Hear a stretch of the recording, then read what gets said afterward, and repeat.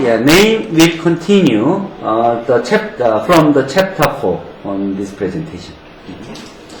Thank you, Professor. Thank you, Naguib, and thank you, everyone. So, before this, Naguib presented the probability distribution based on some parameters.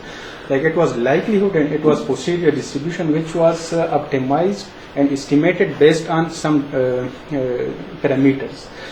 So now I will go to the non-parametric techniques. Like I will not estimate the parameters of the distribution, but I will estimate the probability based on my data. So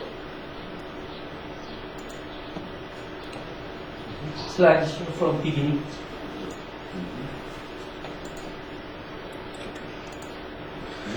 okay, so actually in terms of parametric methods which Naguib discussed, either we have the knowledge about the prior probability or we have the knowledge about the likelihood probability. So these two probability may be given us about our data, and we have to decide based on these probabilities. But there is one problem, as Naguib discussed, that most of these probabilities are unimodal, and our real world problem are multimodal. So we cannot estimate we cannot do correct classification using the parameter based probabilities which is given to us. And second thing is whether this probability which is given to us model the data well or not. So these are the two basic problems with the parametric methods. So now what are the non-parametric methods? Non-parametric methods are basically we will make a probability distribution based on our data. Like we have data available, and also we know about the label of that data, like which class this data belongs to. So we will estimate our probability distribution based on that labeled data. There are basically two techniques to estimate the probability for the data given to us. One is the Parzen window and the other one is the nearest neighbor method. Parzen window is basically we estimate the likelihood, and the nearest neighbor we estimate the posterior probability. Why we do this, I will explain it in the later part of this presentation. So actually how we model the probability distribution. So before going to the Parzen window and the nearest neighbor, I will make a foundation for it. So suppose I have samples given. This is my samples. These are my data, right? So now I will model the probability for this, like how many samples fall in this area. So suppose there are 6 samples fall in this area and 1 sample in these areas, and there are more samples fall in this area. So I will model a distribution for this like this way, right?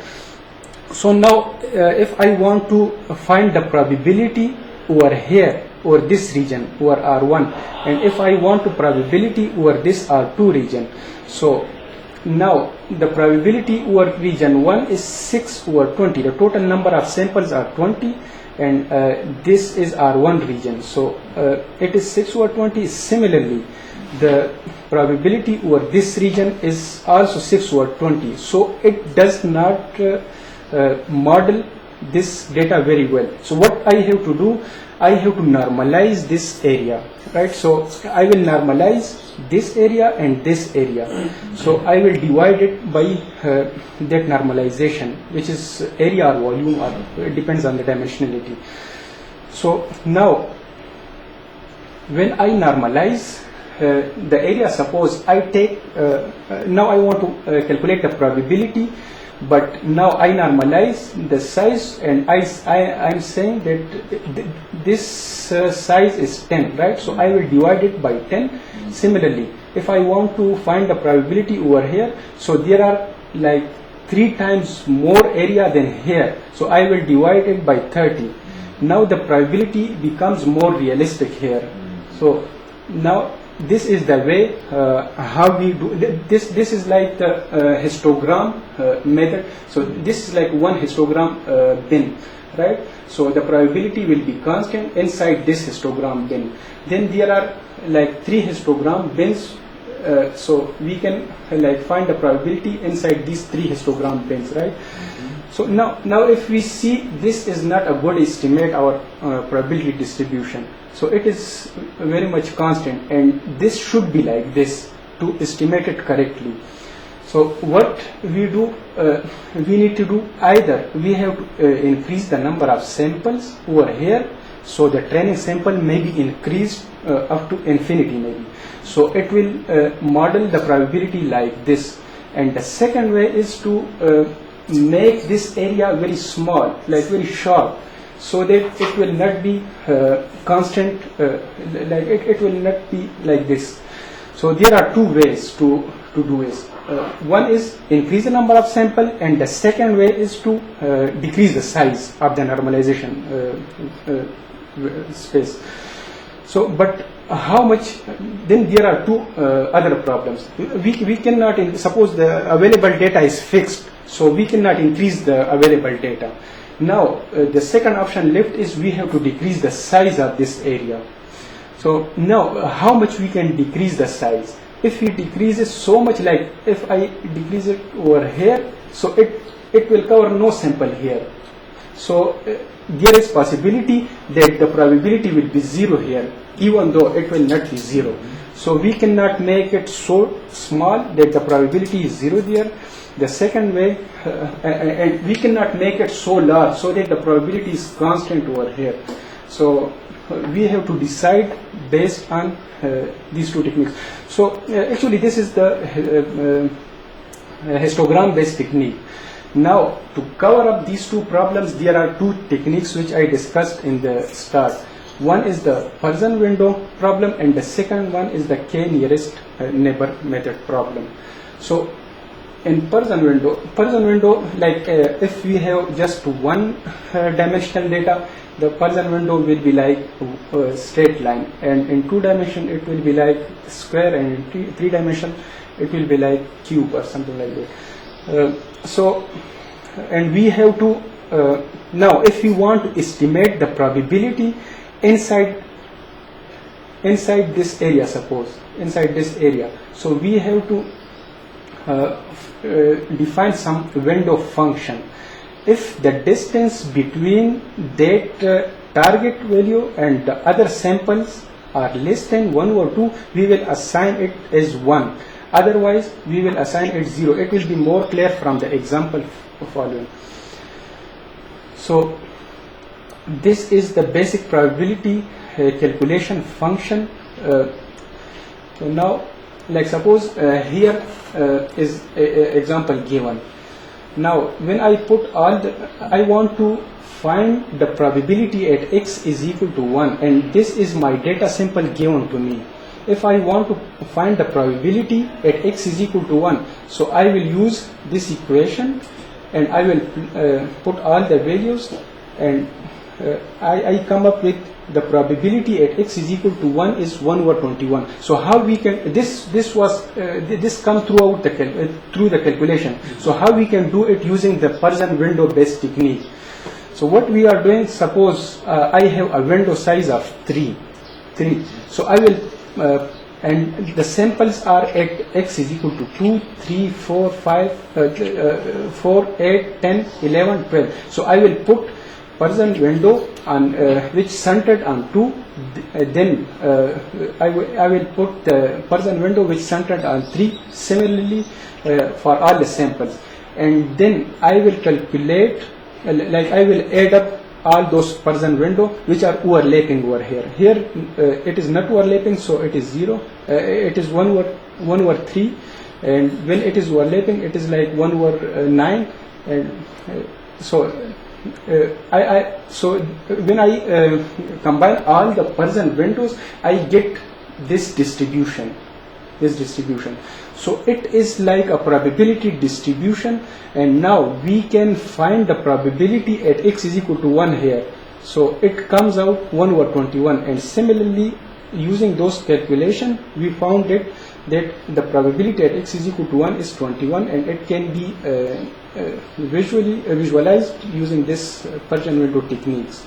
So this is one way. Like here, there is no way that this will come to zero. Here it comes to zero. It depends on the Parzen window size. If we increase the window size, so it will be more like a continuity equation. So this is one technique of Parzen window. So it overcomes the problem of histogram based technique. In Parzen window, we fix the size of the window. We know the size of the window is 3, and we convert this window throughout our area.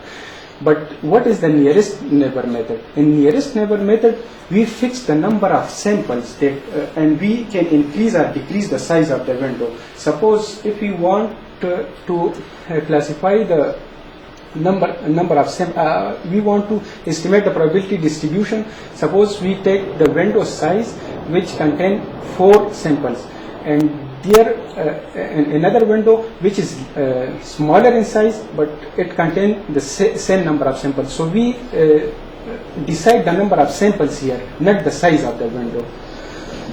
But if you want to calculate the probability distribution over here, it never come to 1. So it is not probability function, distribution function. So that is why we are calculating the posterior distribution for this. So now suppose this is my window, and what I decided, like the total number of sample inside this window should be 8. So now it may contain the samples which belong to class 1, it may contain the sample which belong to class 2, or it may contain the samples which belong to class 3. So the distribution is the mixture of 3. It is not well classified window. So how can I decide? I will decide based, now the total number of sample here are 8, and for each class I will calculate this distribution. So for class 1 it will be 3, and the total number of sample are 8. So whichever for each class I will calculate this one, and if it is more for some class, I will decide that it belongs to that class. Suppose this is the example is explained by Naguib. Like we are separating between the sea bass and the salmon fish. So suppose I take a window size which contain 3 samples, like these 3 samples. Now I will decide whether it is sea bass or salmon. So now I will calculate that there are total 3 samples, and class 1 has 2 samples, and class 2 has 1 sample. So 2 over 3 is more than 1 over 3. So I will decide that this is this belongs to the class 1 samples. So this is the second technique of the finding the probability distribution of the non-parametric equation. Now I will go to the next part, which is linear discriminant function. So what is why we go to the linear discriminant function? So there are actually linear discriminant function overcome the problem of PCA. In PCA, PCA represents the data very well, but it does not classify the data well. Suppose I have this distribution. So the variation is along this line or this line, even though these are separate classes. But the PCA will not separate these two classes. It will look like this. It will the largest eigenvalue is like this way, so it will be like this. So it is not classifying the data very well. So what we should do? The solution is we have to project all our data samples onto a one single line, this line. So, but still this line is not a good separating line. So we have to find this line which is a very good estimate of separating these two classes. Now this line is separating these two classes very well, even though in PCA we cannot separate these two classes over here. So we have to find this line. So what we do, we project all those samples on this line, and then we will take the difference between the mean of those projected line, right? And we will say that this is our classification area. But if the classifying line is, but if this projected line is, suppose this one, and or this one, there are two ways. So here, even though the mean distance is more than this one, but the good estimate is like this one, selecting this one. So like only mean will not decide the classification line. So what we will do, we will also include the variance. We will normalize this by the variance of this distribution. So when we normalize it by the variance, so this is our cost function. We have to maximize this cost function now, and it will then classify our data very well. Now there is one example given, like two classes. This is class 1 and this is class 2. And when I can find the mean value for these data, as well as I can find the mean value for the projected area. And I will, when I found the scatter matrix or the variance in another way, so it comes out this. And when I put it, I can find this best classifying line using the equation given. So this was the official linear discriminant technique to overcome the problem in PCA. Now I will call upon Naguib to cover the support vector machine part of this chapter. Thank you. Okay.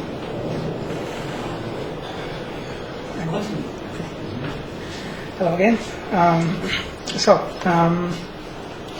I'll talk about support vector machine. I will not spend much time here, but support vector machine is such an important tool.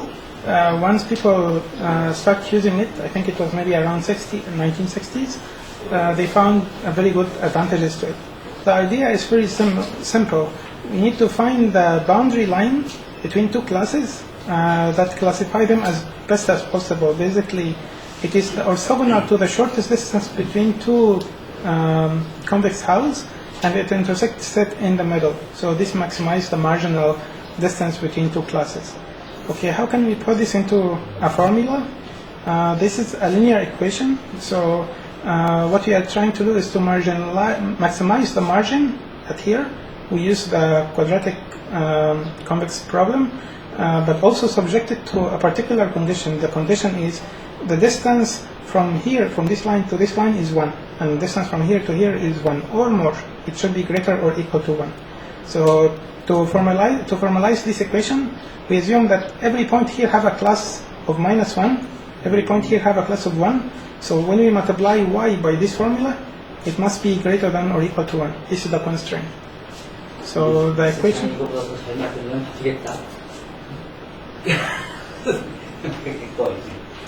So this become our formula for optimization. Luckily, it is a convex. This is an important property. It's a quadratic optimization technique, but it's a convex optimization. So we have a unique optimal solution. When we solve it, we reach to this particular formula. And when people reach to here, they are really happy. This is called the duality of support vector machine. It has very good properties. One is it allows extension to non-linearity because the only input from the samples are formed in this top product. So we can just replace it with a kernel function that allow it to be nonlinear. Even if it's nonlinear, we are still bounded by a convex optimization solution. So we don't have to worry about local minimum or local maximum. It's gonna be optimal solution. And it prevents overfitting because eventually it's a hyperplane into a new dimension after you use the kernel function. Basically, they just offsetted the problem of nonlinearity to a kernel function. Once we find a kernel function, everything is easy. So support vector machine played an important role in computer vision and data processing generally until the deep learning came along. So starting from next chapter, I'll start to talk about the deep learning. Okay. So brief history of deep learning, I think it's not very important, so we can go through it, but it starts from 1965, propagation starts from 60, I'll talk about it in detail later. In 1989, Loan, he's one of the biggest guys in deep learning right now. He actually, I think this is maybe a good video quickly to show. He find a good solution to character recognition in Dell Lab, and you can see this is 1993, and you can see the accuracy of the recognition. You can put numbers and click a button, and very quickly it will recognize the numbers. Not only that, it can even recognize handwritten numbers. Even I cannot recognize these characters. It can recognize that for. So that was you can imagine 1992. Then it went to a winter because everyone was expecting so much of the neural network, and then it didn't deliver. So everyone abandoned it and almost started to be interested to support vector machine. And indeed, support vector machine was really interesting. But over the course of 10 years, our computational power almost like quadrupled, like 1,000 times better computational capability. So we can train a deeper neural network better. The main purpose for a neural network is to go deeper and achieve better. But because at that time we cannot go deeper, it's computationally expensive. That's why it was winter. So there is a competition that happens every year. It's called ImageNet, in which classification of pictures are happening. Everyone until 2012 was using computer vision techniques, in particular support vector machine, and it reached kind of a theoretical limit. Almost we cannot overcome this limit. And came along Alex, he's a student of Hinton, and introduced a new convolutional network that is this point. People saw it and go crazy. Like from the second year and third year, you see everyone just jump along to the deep network and abandon support vector machine, and deep network become the mainstream of computer vision. So this point right there is a paradigm shift. It's a big moment in computer vision and changed everything. From there, you can see headlines like deep learning come back, and they actually beat human in IQ. They recognize faces better than humans. Microsoft go deeper and then achieve better result in the ImageNet. Deep learning it will surpass $10 billion by 2024. Baidu, which is a Chinese company, overcome Google result in face recognition and voice recognition. Is it going to surpass human intelligence? I think maybe.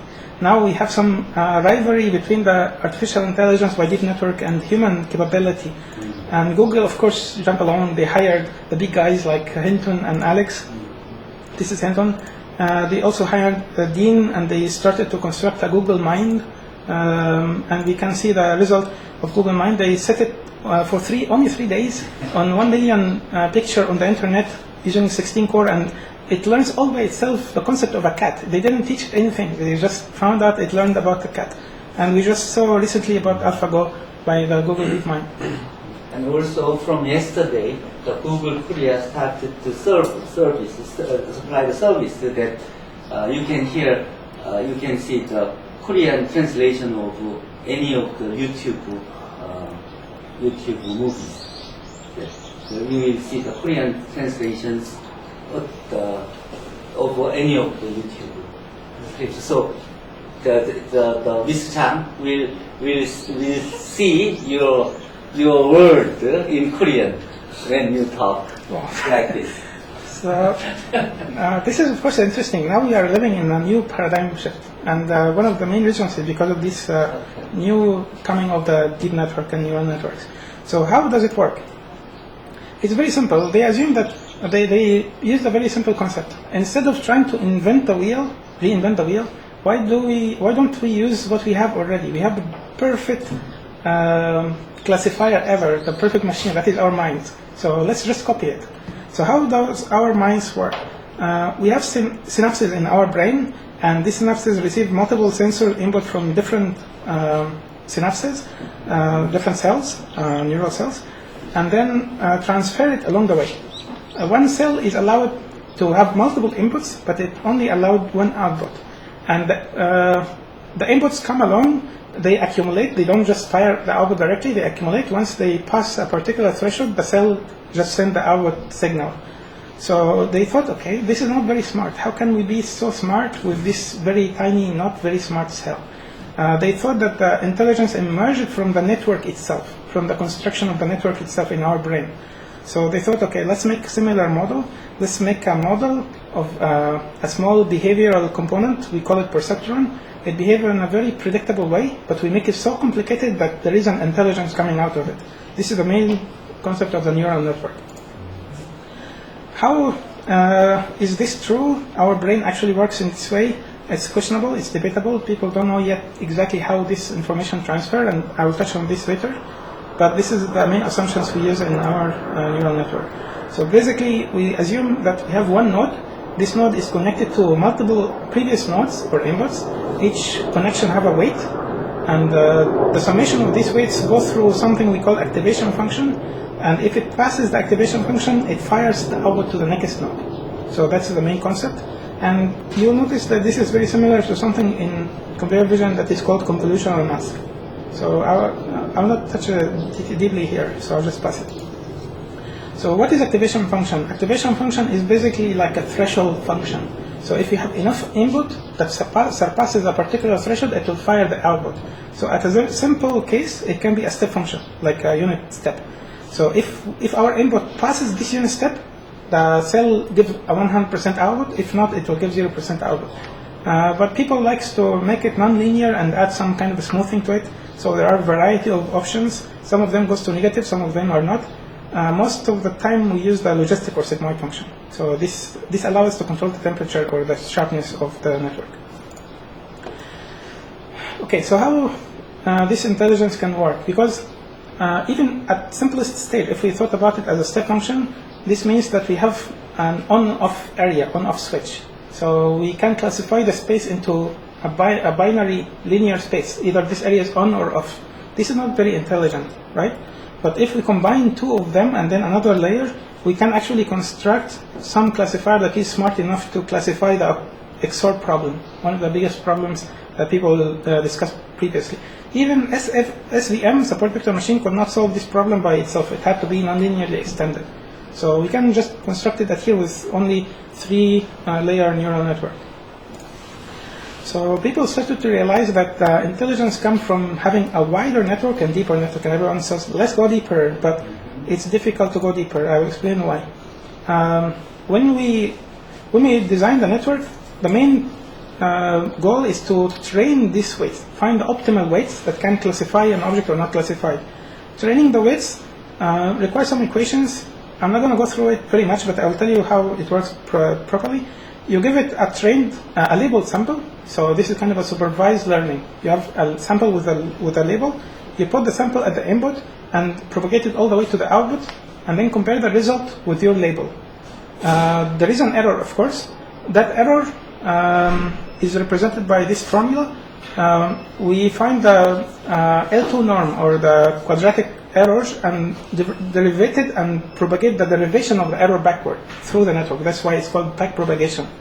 So that is the error term. We find the derivative of this term and propagate it backward. What you will notice is to train the first layer, the top layer weights, we need only a derivation of the activation function at here, multiplied by some term. And this is what we call sensitivity to the error at the first layer. When you go deeper, the second layer, it will become a little bit complicated. The sensitivity function at this level is going to be function of the sensitivity function on the previous layer. So the error at here is going to go through one derivation to here, 2 derivation to here. And if you have deeper, 3 derivation, 4 derivation. This can tell you one important part. These derivations are slightly small. When you multiply them together, it becomes smaller and smaller, and then it's virtually impossible to train very deep networks. This is called the weight decay problem. Also, one important notice is the only actual derivation part is the activation function. So when we choose an activation function, we prefer to choose an activation function that is very simple for derivation. In particular, sigmoid is very good because it's repeatable. And so, how do we train it? The back propagation, we usually use some form of a gradient descent. Gradient descent, you just follow the gradient. So at this point, for example, the gradient in this direction, we go one step and then compute the gradient again, go one step, eventually we'll reach to the optimal point. this can take so much time of iterations, so people use momentum in the gradient descent. So momentum carry out the momentum of the direction of the movement, which means we reach faster. There are variable approaches in the gradient descent. Right now the best one is the root mean square propagation. I'll not go in detail here, so I'll just skip. But eventually, once you find the gradient, you update the weights by this gradient, and if you have a momentum, it will have this term. So, does it work? Not really much. It works right now, but it's not like our brain work. And Hinton tell us why. Our brain have almost 10 to the power of 14 connections in our brain. So let's say that we live at 31 years until our brain is pretty much rigid, it doesn't train anymore. So we need to fit these weights within 10 to the power of 9, which means we need about 100,000 weight every second for the 31 years. If each weight requires a label, we cannot have enough labels. We need to, like, someone tell us, this is a cat, this is a dog, this is a cup, 100,000 times every second. And that's impossible. So this is not how our brain weights are trained. So how our brain works, maybe we inherit from our parents.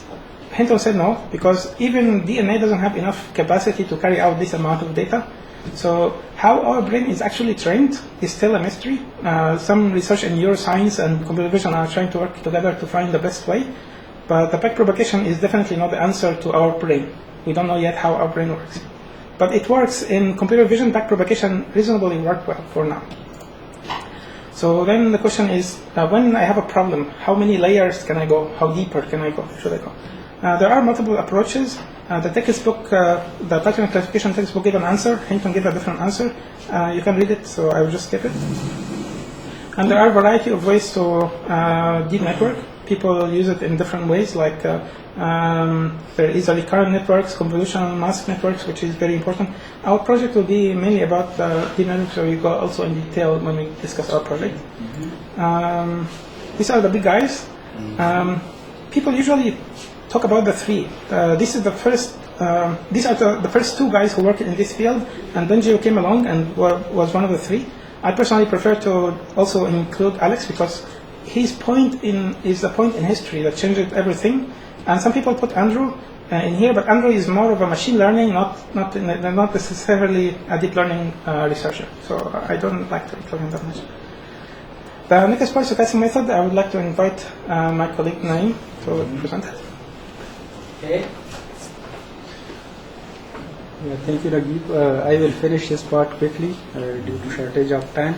So, as Naguib discussed deep network architecture, so now I will come up with the solution, like how we can learn those techniques and what are the ways to do the learning of those techniques.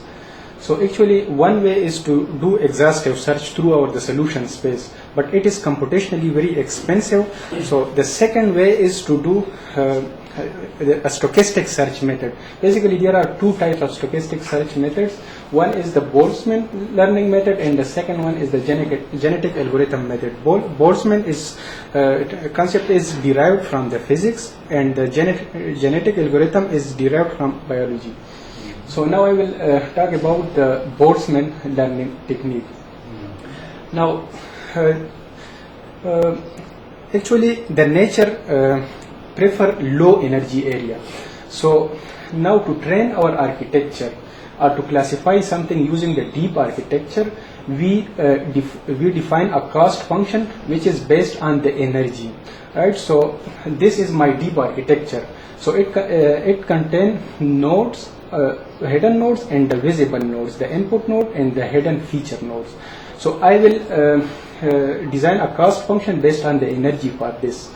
Now to find the global minima of this function, what I will do, I will pick one node randomly and I will calculate the energy of this node using this equation. Now I will flip this node to -1 and I will again calculate the energy using this equation. If the energy is of -1 is less than the energy of +1, so I will make this node as -1. But if it is more than the +1, so I will not flip it. So, but this is a deterministic way of making this network optimized. Now, and it can stuck in local minima. So what is the solution? We use the technique of simulated annealing. So what is simulated annealing? Simulated annealing is, suppose I have a container in which a gas molecules are present. So when I apply a temperature, so the molecule will jump to the higher energy state. So this technique is applied here. Now I will do this procedure again for this node. I will calculate the energy at +1 and calculate the energy at -1. If at -1 the energy is less, I will make it -1. But if it is more, if the energy is more, I can flip it using this probability distribution function. So this will decide whether I can flip it or not. So here is like two areas. One is like there are many local minima here. This one is global minima. So when I apply simulated annealing, it can come over here. But if the area is, if the optimization function is like this one, so if I apply the simulated annealing problem solution here, it may get to this local minima instead of this global minima. So simulated annealing will fail here, mostly 50%, we can say. So simulating annealing make the deterministic search to a stochastic search here. Now, suppose there are 7 nodes here. This is a short example. It will explain. Now I will calculate. It is not visible here, but this is like each and every state. I denoted it by +1 and -1. Suppose this is node, it can either be +1 or -1. So there are total 64 configuration of these. So now I will take just 1 unit and either I will make it +1 and the rest will be suppose -1. And I will calculate the energy and it will come over here. Then I will make the second one at +1 and the rest like -1 and I will calculate the energy. So this is the energy plot for all the distribution. So now what simulated annealing does? Actually, when we calculate the energy, maybe over here, so it is minimum than this point, but still there are chances that it make the node either +1 or -1 with that probability which we assigned here. So even though the red line shows that here, the red line shows that even though the energy was maximum, but even then it preferred that state to be in due to simulated annealing. And also the temperature was high at that point, so it flipped a bit. Similarly, when we go down and decrease the temperature, so then there will be no flipping here. So it comes to the global minima, and there are 2 global minima over here. So using simulated annealing, we can go to the global minimum using the simulated annealing techniques. This is the probability distribution.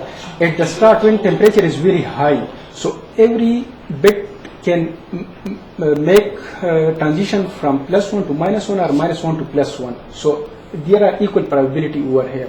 But when I am decreasing the temperature, so there are some bits which are more likely. But when I come to almost 0 temperature, so only those bits will flip which has lower energy than the other one.